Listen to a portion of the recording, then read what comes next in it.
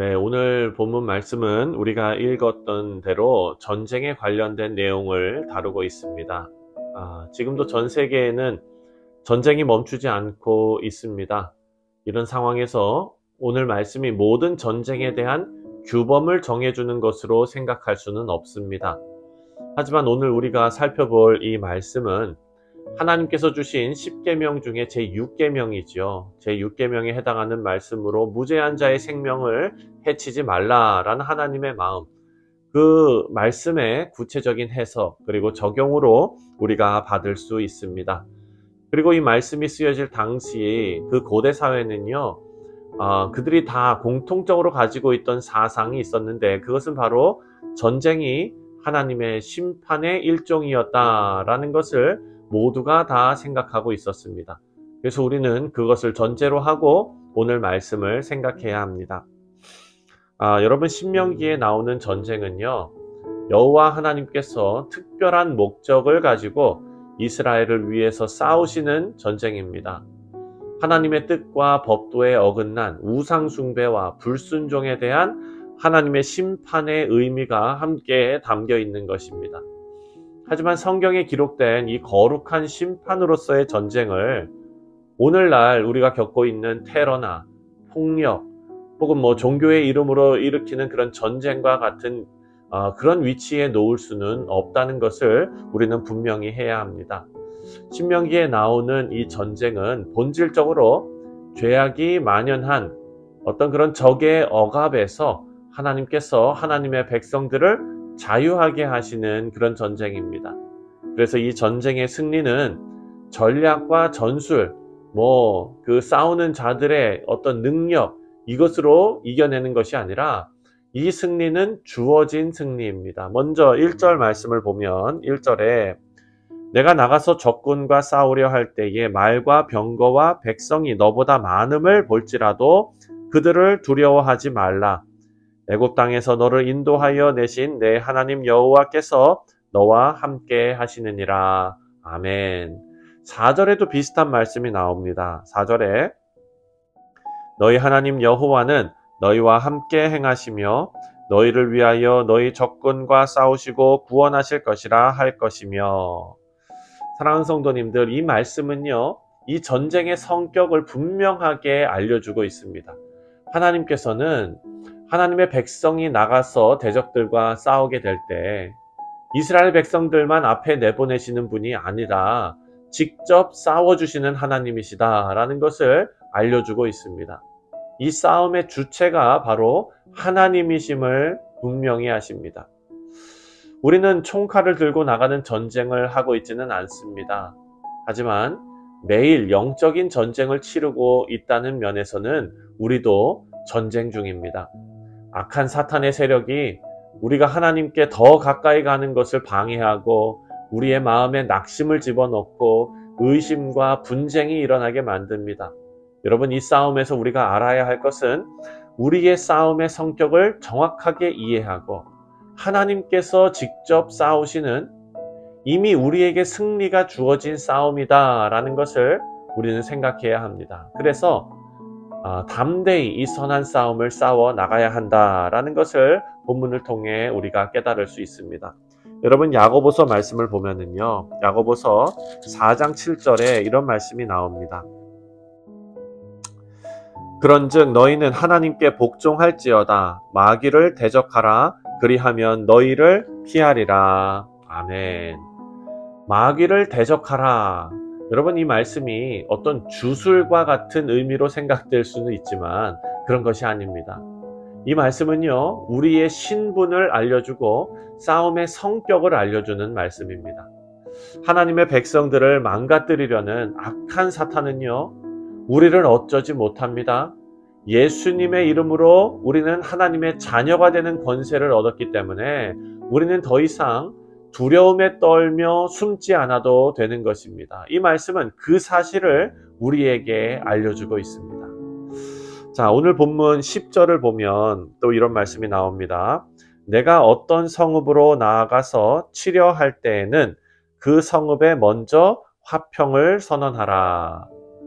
이 말씀을 보면 하나님께서 명령하시는 전쟁이 단순히 영토를 확장하기 위한 잔인한 정복 전쟁이 아니다라는 것을 알 수 있습니다.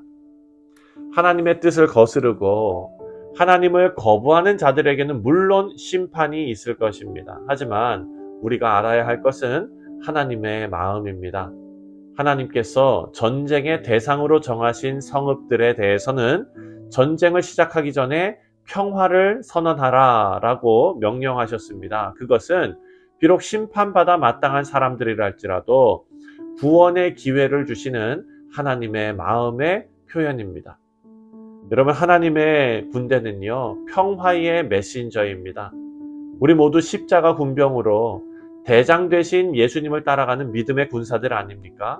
그렇지만 우리의 싸움은 하나님을 모르고 죄의 권세 아래 놓여 있는 자들을 예수님의 이름으로 자유케 하는 영적인 전쟁입니다.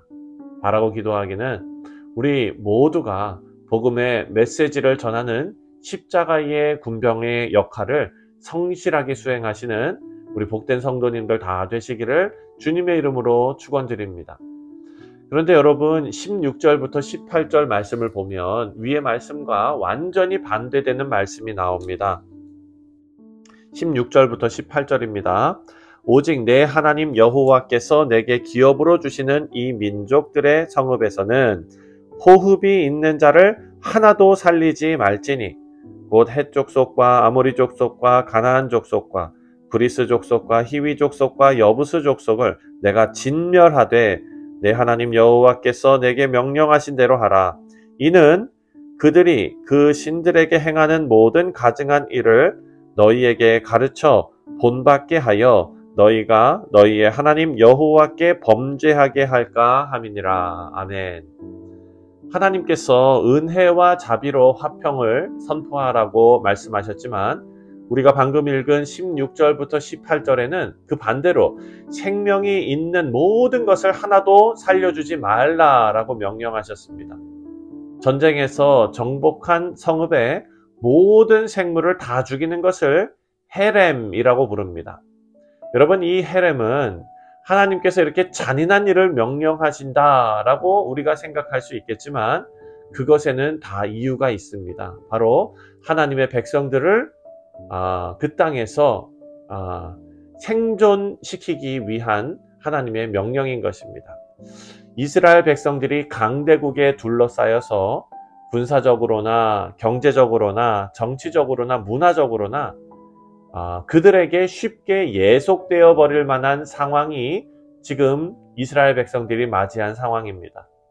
이스라엘 백성들에게 가나안의 강한 민족들은 두려움의 대상이기도 하지만 그들의 강한 군사력, 경제력, 또 그들의 문화는 쉽게 동경의 대상이 되기도 합니다. 그렇게 되면 이스라엘은요, 자신의 정체성을 다 잃어버리고 하나님의 말씀을 붙드는 거룩한 하나님의 백성으로서 그 사명을 다 잃어버리게 될 것입니다. 그러니까 이런 일은 이스라엘 백성들이 스스로 자신을 정결하게 하는, 성결하게 하는 작업이었다라는 것을 우리가 알 수 있습니다. 여러분, 가나안 족속들과 관계를 완전히 끊어내는 일, 이것은요, 거룩한 하나님의 백성으로서 반드시 행해야 하는 절대적인 작업이었습니다. 오늘을 살아가는 우리도 마찬가지입니다. 우리는 하나님의 택하신 족속이요, 왕같은 제사장이고 거룩한 나라입니다. 우리가 나아가야 할 길은 바로 우리의 거룩을 무너뜨리는 죄악된 요소들을 철저하게 끊어내는 일일 것입니다. 여러분, 우리는 씻을 수 없는 죄로 인해서 죽을 수밖에 없었지만 그 죽음을 예수님께서 친히 담당하셔서 우리는 하나님의 자녀로 살아갑니다.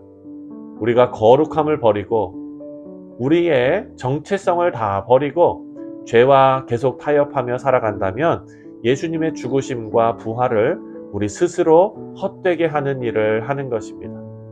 여러분, 물론 우리의 실패가 예수님의 실패가 되지는 않습니다. 하지만 거룩에 힘쓰도록 부름받은 하나님의 자녀의 그 신분에 합당한 삶을 살아가는 것이 우리의 본분임을 믿습니다.